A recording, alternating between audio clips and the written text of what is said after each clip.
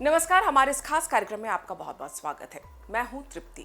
भारत के लोग, खासकर फिल्मी कलाकार, छुट्टी मनाने कहाँ जाते हैं? अगर इन दिनों की बात की जाए, पिछले कुछ सालों की बात की जाए, तो आप सोशल मीडिया पर सर्च कीजिए, भारत के पड़ोस के एक देश का नाम आता है मालदीव्स। मालदीव्स का आधिकारिक तौर पर नाम है मालदीव गणराज्य। ये हिंद महासागर में स्थित है। दक्षिण एशिया में ये एक द्वीप समूह देश है। ये श्रीलंका और भारत के दक्षिण पश्चिम में स्थित है। दिल्ली से इसकी दूरी 2863 किलोमीटर है, जबकि भारत के लक्षद्वीप आइलैंड से इसकी दूरी सिर्फ 754 किलोमीटर है। मालदीव्स में हाल ही में राष्ट्रपति चुनाव हुए। इसमें भारत के करीबी माने जाने वाले इब्राहिम मोहम्मद सोलिह का मुकाबला चीन के करीबी माने जाने वाले मोहम्मद मुइजू से था। मोहम्मद मुइजू जीत गए और अब जीतते ही उन्होंने अपना रंग दिखाना शुरू कर दिया।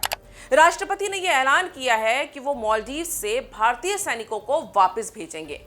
मुइजू की पार्टी पीपीएम और गठबंधन सहयोगी पार्टी पीएनसी लगातार मालदीव्स में भारतीय सेना की मौजूदगी का विरोध करती आई हैं। चुनाव में दोनों पार्टियों ने इसे एक बड़ा मुद्दा भी बनाया था। मुइजू ने चुनाव में भारतीय सैनिकों के खिलाफ इंडिया आउट का नारा दिया था। राष्ट्रपति मुइजू के ऐलान में यह कहा गया कि चुनावी नतीजों ने यह बता दिया है कि मालदीव्स के लोग यहां विदेशी सेना की मौजूदगी नहीं चाहते हैं, क्योंकि उनका नारा ही था विदेशी सेना के खिलाफ। उन्होंने यह भी कहा कि मैं अपने नागरिकों की इच्छा का सम्मान करूंगा। विदेशी सैनिकों को वापस भेजने की प्रक्रिया जल्द शुरू हो जाएगी।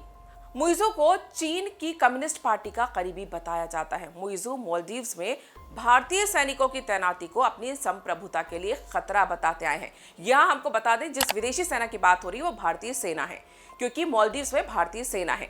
लेकिन एक आम भारतीय के मन में यह सवाल बहुत तेजी से आता है कि भारतीय सेना मालदीव्स में आखिर तैनात है ही क्यों, और भारतीय सैनिक वहां करते क्या हैं?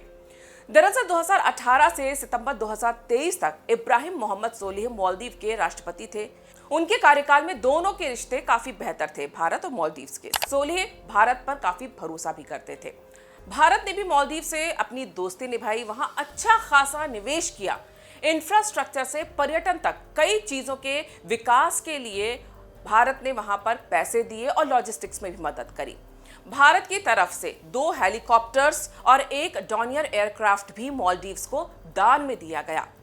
मालदीव्स इनका इस्तेमाल मेडिकल सर्विसेज, रेस्क्यू और समुद्र की निगरानी और पेट्रोलिंग के लिए करता रहा है। और जितने भी भारतीय सैनिक वहां तैनात हैं, वो इन्हीं हेलीकॉप्टर, एयरक्राफ्ट वगैरह को मेंटेन और ऑपरेट करने के लिए वहां पर तैनात किए गए हैं। हालांकि भारत के कितने सैनिक मालदीव्स में इस समय तैनात हैं, इसका कोई आधिकारिक आंकड़ा नहीं है, पर कई इंटरनेशनल मीडिया रिपोर्ट्स के अनुसार भारतीय सैनिकों की बहुत ही छोटी सी टुकड़ी है जो वहां पर तैनात की गई है, और इनकी संख्या 100 के आसपास बताई जाती है। मालदीव्स के नए राष्ट्रपति मोहम्मद मुइजू का भारत विरोधी चेहरा कोई पहली बार सामने नहीं आया है। राष्ट्रपति चुने जाने से पहले तक वो माले शहर के मेयर थे। उनके मेयर रहते माले में भारतीय सैनिकों के खिलाफ बहुत बड़ा प्रदर्शन हुआ। इंडियन मिलिट्री आउट का नारा देते हुए हजारों लोग सड़कों पर उतर गए थे। तब मोहम्मद सोलिह की सरकार ने 2 टूक कह दिया था कि भारत मालदीव्स का मजबूत और भरोसेमंद पड़ोसी है। मालदीव्स में जो भी भारतीय सैनिक तैनात हैं, उनके पास कोई हथियार नहीं है। ऐसे में वो मालदीव्स की संप्रभुता के लिए किसी तरह का कोई खतरा नहीं है, और भारतीय सेना को वहां से हटाने की बात उन्होंने नकार दी थी। मालदीव्स भारत का पड़ोसी होने के साथ साथ सामरिक और रणनीतिक दोनों ही नजरियों से भारत के लिए बहुत महत्वपूर्ण है। हिंद महासागर से जो मालवाहक जहाज गुजरते हैं, वो मालदीव से ही होकर गुजरते हैं। एक तरीके से ये केंद्र बिंदु है।